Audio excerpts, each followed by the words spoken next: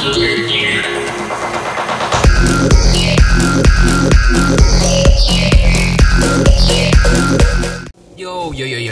what is up, you guys? So, I think it was 2 days ago I started working on this, and I posted it onto Instagram, just like little clips here and there, and you guys really seem to have liked it, and some of you are asking me how I did the vocals for it, so this is kind of what we'll be doing. So, I'll just solo this group, or actually I can't solo it because the way vocoders work is that we need the input to play at the same time, but what we could do, actually, solo it, or just turn off those groups. So let's turn those groups off. There we go.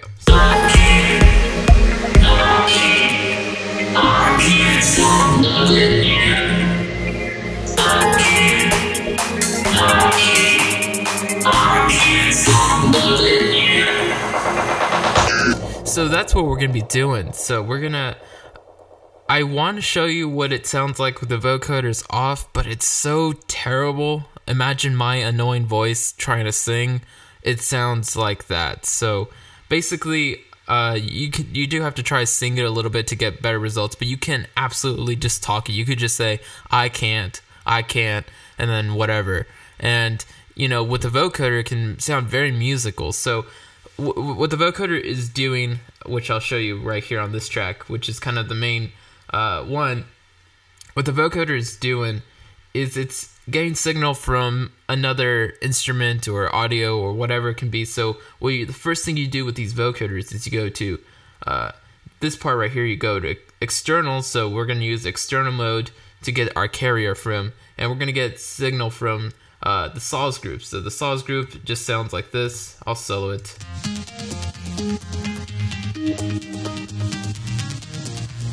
So this saws group was actually going to be my main lead and all that, but after I kind of got the idea to use vocoders, actually, I don't know how it came to me, but I was just like, oh, it'd be really cool to use like a talk box and modulate it with this thing. So after I used the vocoder instead, I just ended up soloing this saw group for the meanwhile. I mean, it's just called the saw group. The actual leads and patches are not like saw based or anything like that, so you know, it's just for convenience of what I've named that group. So that's what we'll keep calling it. So let's turn these back on, and so we'll get into the rest of it. So after you've selected whatever you want to modulate your vocoder, now you need audio on that track. So like I said, it's too embarrassing for me to take off the vocoder to let you hear the original, because it's very bad when I try to sing. This is me, by the way, so what you're hearing is actually just my voice. And now it's the vocoders that make it really rad.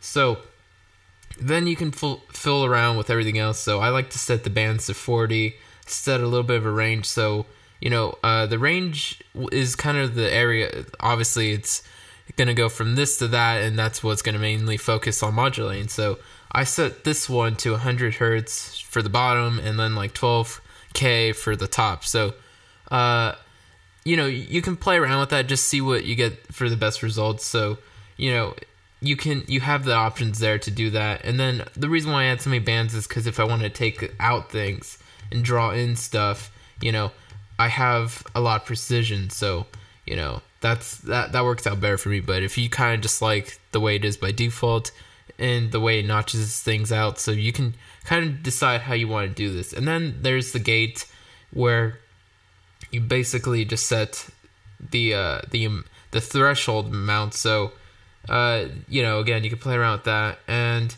then we have little things like the retro and the precise, and then the coloring of it. So, you know, again, you got to do this by ear, because there's no exact settings that I would use on like the same thing. Even when I switch out the carrier, but I still have the same rack and the same audio, I always like switch it up a bit. I kind of have to rechange things. So then the next thing I like to do, for me, I personally like to have the depth all the way up, so that way I'm hearing more of this side as opposed to more of the other side, and I'm starting to hear too much of the original, the carrier. So I kind of like to try to hear as much of the original as I can after it's been modulated. So then I bring down the attack. Forman's actually a lot of fun to play with, so I'll show you the bass one that I did in a bit. But with that one, because you probably noticed I have one labeled bass, one labeled saw, one labeled pluck, because I've actually kind of copied this chain a little bit to each of those, and then used the same audio for the first two, and then a different one for the bottom. So that way, all of my main groups, like my saw group, my bass group, and my plucks group, all have some sort of vocoder on it, and it's kind of nice because it's cool for layering, but it like more than that, it just adds a lot of character to it. So that's kind of why I like layering with vocoders in this track. I wouldn't do it all the time. Let's go back into this group. So then the release time is something you kind of have to feel out. So at around 500 milliseconds, I felt like that was a nice, good release. If it's too long, then it kind of drags out the carrier a bit more, and you just want to find a nice release where you can hear the original, and then the carrier doesn't drag out too much after that stops. So you got to find a nice way to. You just gotta listen to it. So. And then, like I said, Forman is there, so that provides a lot of cool choices as well. Then you have the mono stereo. I went with mono because I know that this is a vocal, so vocals kind of you need to be in the center as well, so that they're in your face. So that's why I chose that.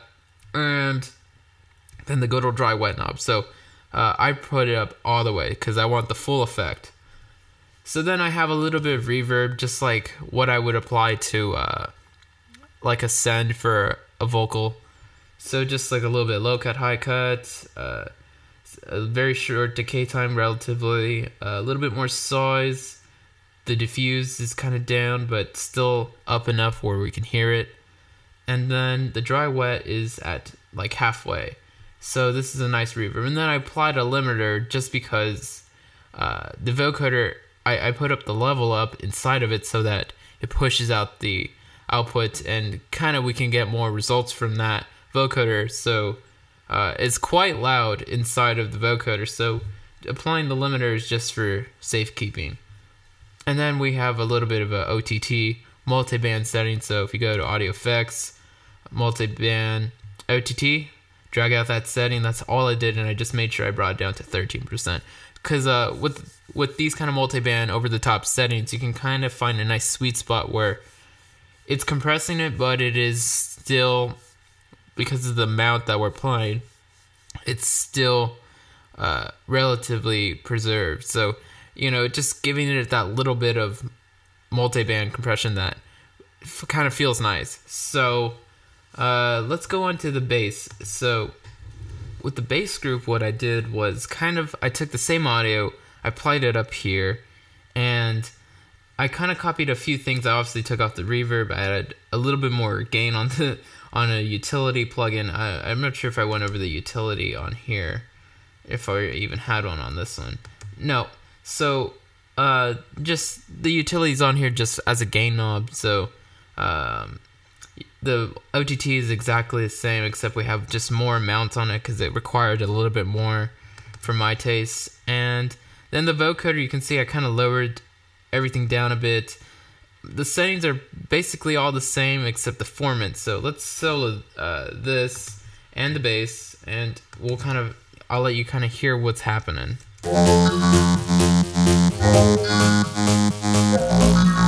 So all that kind of like robot sounding stuff, the formant sounds, that's obviously coming from the vocoder. So if I take off the formant and put it back to 0,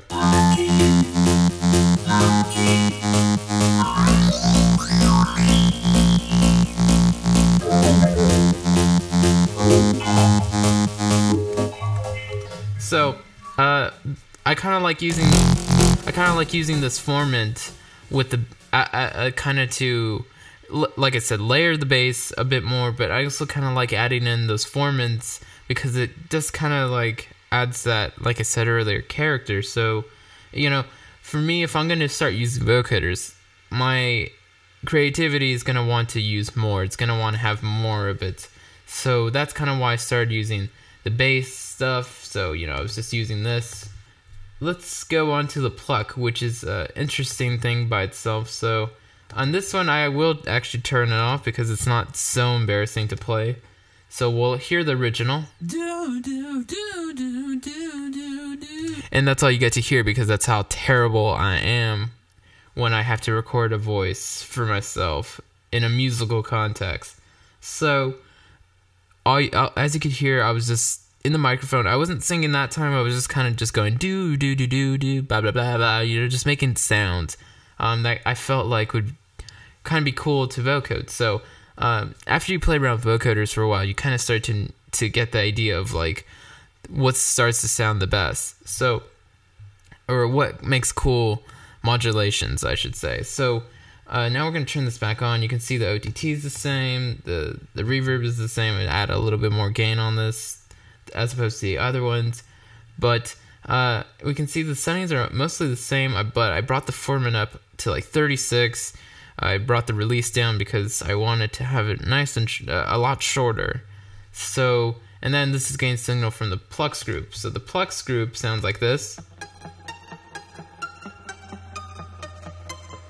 So it's kind of like the melody or the background lead, however you think of it. And so when I combine these two, I actually can solve this one by itself.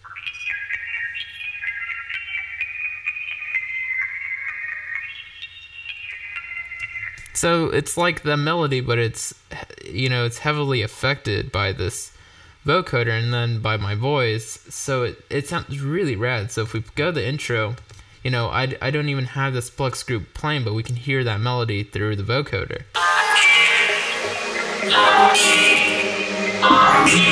I obviously mixed it down, and by YouTube, you probably won't. It'll be more compressed, so it'll be harder to kind of tell. So I'm gonna bump this up like a few dBs, so that way you can kind of hear it. Let's put it at 16. It was at -21.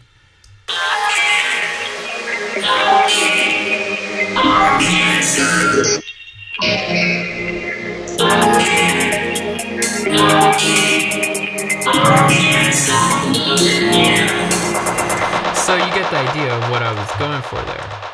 Another cool way to kind of make up breaks for this kind of stuff, or drops, or whatever you want to call that. There's no real drops in the kind of track that I'm making, but what you can do is find a really cool spot inside of your vocoder group, and then add a new audio track, and then set it to resampling. So anything that's soloed or that's being played will be sampled or resampled. So that way you can kind of play around with that. So all this right here is resampled from, I don't know, some part of this. You know, I found a small section, I recorded it, and it sounded kind of cool. So then it turned into this.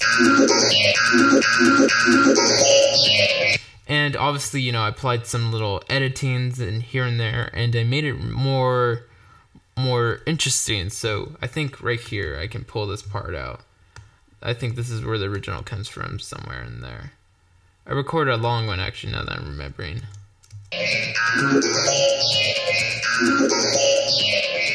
So again, this is just playing all of these groups soloed, and you know, so I would solo like the whole group. I would mute the bass, but solo it, so that way I could still record and get signal from the carrier. And then I would do the same. I would mute the saws, but solo it.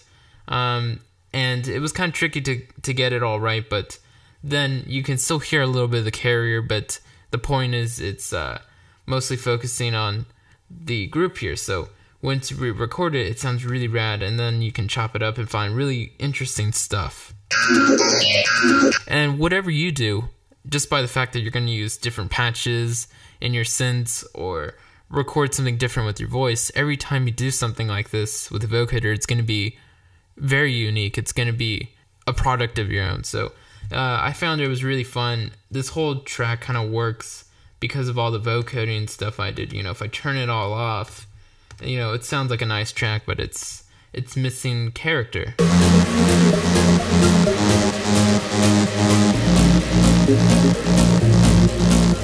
Oh, if I throw those kicks in.